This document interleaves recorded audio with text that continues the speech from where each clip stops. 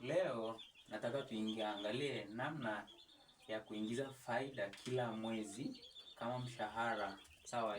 Especially kwenye suala zima la ufugaji, sawa? Kwanza hakikisha umefollow account hii ili uwe wa kwanza kuona kila video inayotoka mahali hapa, maana tunafundisha kuhusu ufugaji, sawa?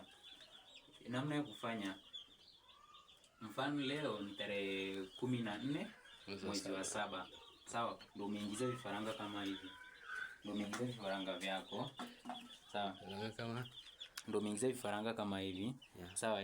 Leo tarehe 14.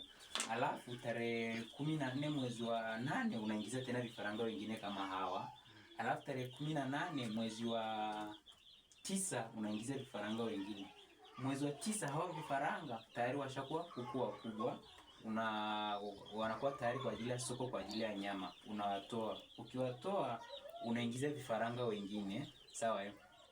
Unaingiza vifaranga wengine, unaendelea kunani. Mwezi unaofuata wale walioingiza mwezi wa 8 tayari washafika bei ya kusoko kwa ajili ya nyama, unawatoa, unaingiza tena vingine. Kwa hiyo inakuwa mzunguko, unatoa vifaranga, unatoa kuku wakubwa, unaingiza vifaranga, unatoa kuku wakubwa, unaingiza vifaranga. Kwa hiyo namna ya kujizalisha kipato kila mwezi. So sana kusubiria faida miezi mitatu. Labda kama una uwezo kufuga mradi mkubwa kama 2000, 3000, miezi mitatu unapata faida kubwa kwa mara moja.